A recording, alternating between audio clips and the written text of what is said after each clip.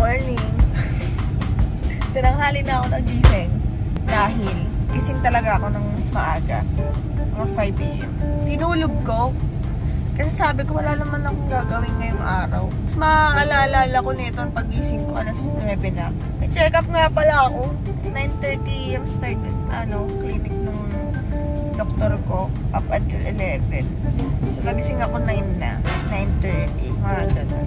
Ngayon, magka 9:15 Hindi mo na. sinabi sa akin, nagising ako 8 eh. Bahala ko.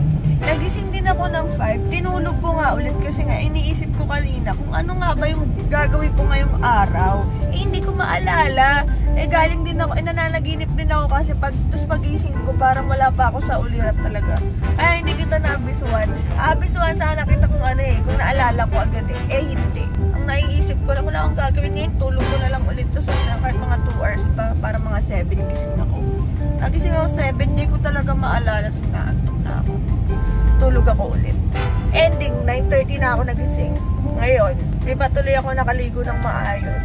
Tamang hilamos lang, tapos toothbrush lang. Pero ayun na nga. Today is check-up day. Finally, ito talaga, check-up day ko na talaga. Kasi nung Monday, dapat mag-check up ako. Ang nangyari, wala pala yung doktor ko doon, nag-cancel kasi nga may emergency stuff sila. So, ayun. Hindi ako natuloy nung Monday. Pero ngayon, check up ko na. And very, very excited ako kasi baka pag-ultrasound na ako ng OB ko para malaman yung gender. And alam niyo na guys, pag nangyari yun, gender reveal na. Pero ayun, sa ngayon, tingnan ko muna kung ano na balagay ng baby ko. Kakamustahin lang naman ako ng OB ko doon. And hopefully talaga mabigyan ako ng request pang ultrasound. Sobrang excited talaga ako. Hindi ko alam kung kayo excited din, pero ako sobrang excited kung malaman. Kasi ito, ayan, tanyan. Pogi o. Pogi o naman.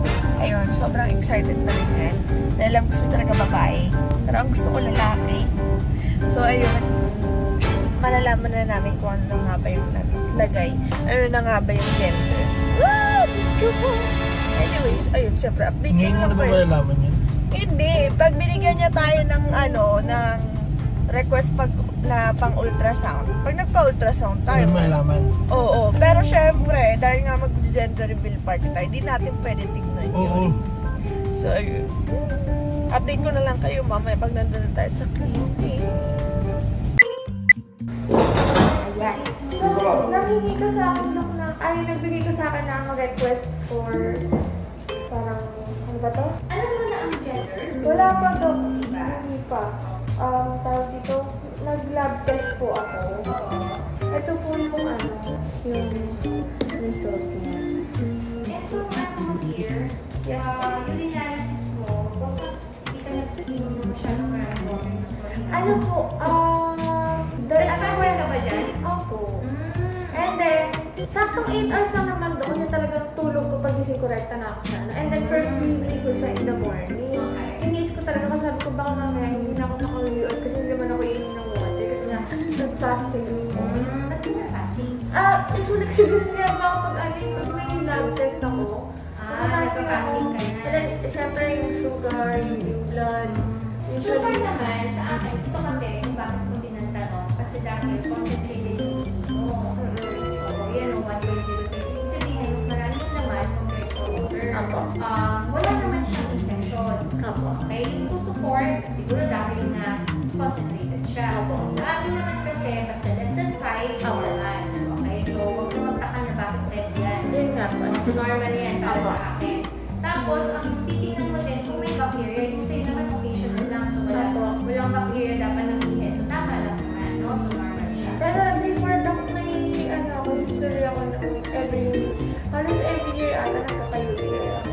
Pero no so far. Pero siguro kasi sa salty foods talaga, and then ma-soft drinks kasi talaga ako. Pero nung nag-pray ako, nabawasan talaga sa healthy living talaga ako ulit. Kaya pag di non-reactive naman, normal. Yung sa syphilis, normal din. Tapos yung sa hindi ka rin na-dating, konti lang. Pero kaya naman yung sa diet. Kailangan more on red meat. For example, steak. Okay. Yeah, steak. Steak, ano yan, yung mga talbos ng kamote, liver, yung mga ganun. Yung rich in iron. Kasi, Pero sa steaks po, di ba, kailangan fully cooked talaga. ang alin? Fully cooked yung mga Kung pwede. mga steaks. Kasi, ano, bawal na di ba? Tapos, blood type, ano blood type mo sir? Ayan, B plus okay na tayo. So, yun lang naman. Tapos, ano na lang tayo, yung congenital anomaly scan kasama ng iyong ultrasound. Ay, yung ano, gender ultrasound. Excited. Dok, alam mo, sobrang excited ko. Ano? Ay, ano ako, bumili ako ng doctor kasi dok, sobrang likod na niya. Ay, 6, di ba, 16 weeks tapos nag-check up tayo dito, like mga 8 ilang weeks ata ako nung. Ang likod niya na talaga, dok, tapos pinapahawak ko na agad sa mga kapatid. Sa kapatid ko, talaga nararamdaman yun. Sabi ko, pag second time around pa lang, mas mabilis yung maramdaman yung galaw. Kasi sa first baby ko, ang tagal. Ito talaga, mas sabi ko, ang kulit niya. Malikot talaga, dok, as in. Normal naman lahat. So, magpapa-congenital scan ako. Pero, pag 22 weeks na ikaw. So, 22 weeks mo ay 21 weeks and 3 days ka kasi 2, 3, 4, 5, 6, 7. So, every Thursday ka nagpapalit. So, February 9 or February 10. Siguro, ultrasound ka. Pagkita na natin. So, anong daddy? Ano sa'yo? Girl, boy? Babae. Babae, gusto mo? Ikaw naman. Ako, boy, talaga, gusto ko. Maganda yan. Pwede magpustahan yung dalawa. Halika, check natin si okay naman si baby pa. Likod na. Boy. Papa, saan? Hindi ka mas tatay, boy. Sabi mo nga eh. Ano yung pangalan natin? Girl. Ang sabi nila, ako ba wala lalaki? Ang likod. Ay, sabi ko na. Pero syempre, wala yan sa likod, wala yan sa... Yung exam ng husband ko. Malikot ko, girl. Sabi sa exercise talaga. Kasi sa pagpangalawa, since malaki yung space nila, mas mararamdaman mo na yung likod o talaga siya naman. Siya pumitirming.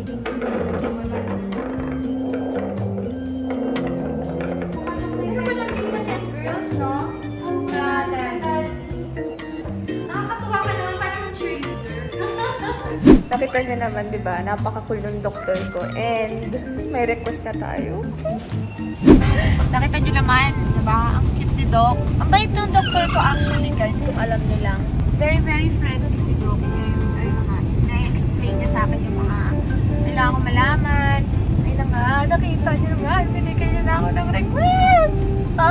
So, ayun, magpapa-ultrasound kami sa day na sinabi niya. Kasi syempre, alam naman ng doctor natin kung ano talaga yung best timing para magpa-ultrasound. Syempre, para sure talaga na kung ano yung makita mo doong gender, yun na yun. Kasi minsan yung iba, too early to test na papatest sila. Akala nila girls, yung pala boy. Akala nila boy, tapos yung pala girl. May mga ganong cases kasi. Kaya ako, sundin ko na lang yung date na sinabi ng doctor ko na magpa-ultrasound. Para sure na talaga yun yung gender niya. Diba? Active na ako. Si Doc, ang gusto rin niya boy. Para saan? Kasi nga may girl na rin ako. Siya naman kasi wala daw siyang girl. Kaya gusto niya ng girl. Pero para nga daw sa akin, boy. Pero si daddy talaga gusto ng girl. Ipapush niya talaga ng girl. So, ayun. Excited na. Pero sa ngayon, uuwi muna kami para kumain. Bago bumili ng mga gamot-gamot na kailangan mga vitamins. Ayan, nagpalit na ako ng vitamins ko. Kasi nga, ano na ako, halfway na ako sa pregnancy ko. So, lumalaki na si baby. Iba na yung kailangan niyang nutrients. Kasi, syempre nauubos na yung nutrients ng katawan ko. Paano naman ako, diba? Kaya kailangan ko ng extra help ng mga vitamins. Ayan. See you guys sa bahay. So, ngayon magpapa-ultrasound niya kami. Ako actually magpapa-ultrasound. Pero, sinamahan ako ni Pai kasi busy si Daddy Cat dahil dilipat kami ngayon. And hindi ko na-expect na dito na ako mag-vlog sa photo. Kaya on the way na kami. See you there! Ako ba excited o ikaw? Ako. excited ako eh. Excited na ako. 23 weeks na lang. Ano sabi yung doktor na? Nung okay ako, after like mga 1 week ako nagkamot. 1 week lang okay na, and then ngayon, sabi niya nung check-up ko parang Percast ka? 22 weeks na daw ako, pero sa tracker ko parang mga 20 weeks pa lang ako noon. Kasi like mga February, early February niya pa ako binigyan ganyan. Ang likot nito sobra as in, parang sobrang ibang-iba siya kaysa kay Happy. Kay Happy? Ibang-iba ko kay Happy as in. Kay Happy, sobrang hindi, like, madalang lang. Ito talaga throughout the day. Pagkagising ko pa lang, ramdam ko na siya. Tapos pag kakain ako, and then lilikod, pag magpapahinga ako, pagkas kumilos, ang likod, kasi talagang, ikot siya ng ikot. Nararamdaman ko kasi ang laki ng movement niya. Ano gusto mo gender? Gusto mo na boy. Nakita ko na. Pero, Nakita ko ng gender. pero ang gusto ng asawa ko girl talaga. Yummy! Oh my God, naiiyak ako. Ayun yung kamay niya. Ang nose, wala pang nose. Ala! Parang kumukha ni Happy! Wala pa, wala pa. Grabe ka naman, kumapawag ng Happy Hindi pa Abay. masyadong Ang development. judgmental niya. Ang cute! Ito mix.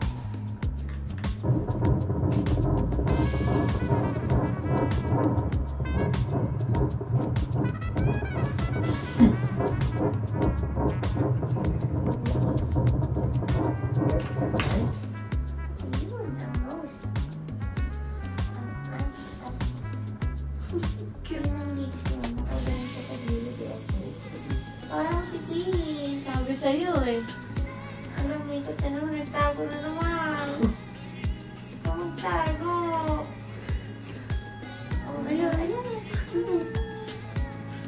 Ayun. Oh my God. Ay, agad Oh mo my yun. God. Parang chicken. Adidas yan. Ayun. Ay. Ganun po. Parang lips ni Pia. Agad ka kayong nose. Ikot mo naman. Kumain naman tayo. Ayaw na talaga pag nakaganto ko yung higa. Kahit ka. Kapag kakain. Pakaliwa. Sabi ko kakain. Ayaw na po ganito talaga. Kahit sila pag gusto nilang ay, super naman. Kumakain si Happy. Parang kong sisi. Ba? Ay, pili ko si Malmal mo to. Pinagliyak ko kasi ako eh. Parang, kaya lagi ko inaaway to. Ngayon lang ko na naman inaaway. Cute na.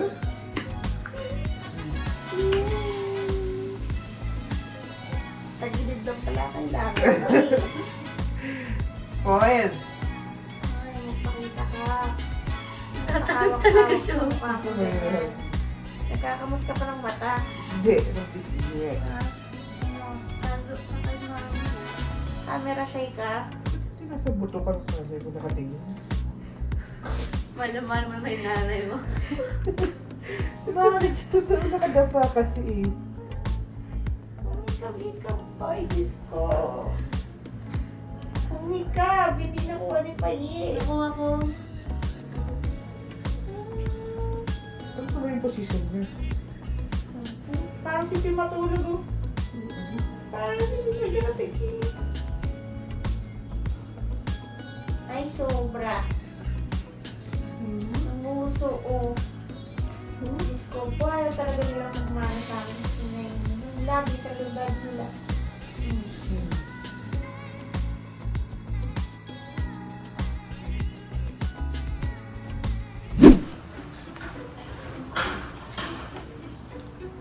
Boy yung nasa unahan. So boy siya. Boy?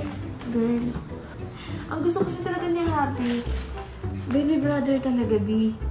Ang gusto ng daddy niya, babae. Boy. Pero sabi nila, ang bata daw ang masusunod. Eh, gusto ko rin, boy. Sabi niya, baby brother daw. Kahit pinipilit ko minsan na, you want sister? No, brother. Gusto niya ano nga sila, Diana and Roma nga Oo, sila. gusto niya ganun yung tandem nila, boy and girl. So, gusto ko. Excited na ako. Si Oni na naman ang mauunang makaalam Kaya nito. nga, sana huwag siya ulitin. Kukulitin niya, alam mo kung bakit. May pustahan agad eh. Hindi, dapat wala. Wala pa mangulit kay mami. Hindi, kahit naman kulitin siya, hindi naman bumibigay yun. Kilala ko yung pag nag-ano ng sekreto yun. Kamatayan. Naiiyak ako kanina. Nakikita ko yung mukha niya, parang si Happy. Ang puso yung balong talaga. Tapos yung ilong ang cute.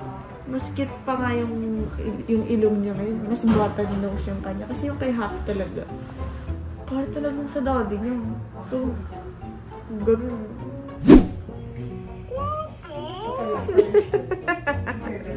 Alam na rin nila yung gender. Hindi ko alam kung gwapo or maganda. Pero sana boy. Diyos ko po. Sana boy na. Nasa envelope, hindi ko alam kung ano gender. Tingnan mo yung tsura. Ipipilit niya kasing babae. Ah, talaga? Ah, sana. Tanong mo si Happy, te. What's the baby? Is it a baby sister? Sabi ni Odi, babae to. Tanong mo yung tanong mo si Happy kung anong kung ano yung baby, kung baby sister. Sinusuot niya kasi yung jacket niya. What is this? A boy or a girl? Baby sister? Boy daw, boy. Is this a boy? Baby boy? Sister. Wow! Ang ganda. Wow, pretty jacket. Ngayon, nandito na kami sa condo ni Mami Oni and kakatapos lang ng performance namin. Pero ito, hindi ako na makalimutan. Pero ibibigay ko na sa tagapangalaga. Babayan. Basta kita dito, no? Pinakita ko rin sa labi. Ayun na! Ano yan, Jender? Diba kahit last year? Oh my gosh, makikita mo. Bakit hindi ko rin pwede makita? Bubunyag mo daw sir. Ako lagi, diba? Sana boy! Ano tingin mo, babayan na ako? Lalaki. Wala akong kasama dito, si Bayo lang ah. Feeling ko lalaki. Lalaki yan. Ako, babae. Lalaki. Ayan. Lalaki. Sana lalaki na. Feeling ko lalaki malikot eh. Hindi, tsaka hindi niya inagaw yung ganda ko ngayon. Oh, natawaran ko. Girl? Boy? Bakla? Boy? Ano kaya? Alam ko na. Anong hula niyo? Boy! Boy! Girl, boy. Sino mga girl? Ikaw. Ikaw. Bayoy! Hindi, si Harvey na. Ano ba yung huli ko sinabi sa inyo? Boy. Boy ako. Ikaw. Boy. Ako boy. Hindi mo boy? Boy. Kasi di ba sobrang iba to kay Happy. So, Boy yan, sa boy. lumat, ganun. Kasi Harvey kinakabahan. Masaya lang si Papi ngayon, boy yan. Ayun guys.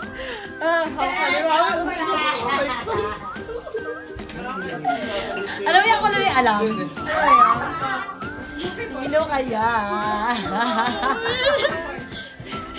Alam mo kasi ako, mapag-girl na boy, masaya ako. Siyempre kikiligan ako, di ba? Kinikilig ako. Sabihin ko na, repeat ko na. Bigyan niyo akong pera, sabihin ko sa inyo. Ayun guys, so abangan nyo na yung magiging gender reveal natin. Please like and subscribe. Ayun.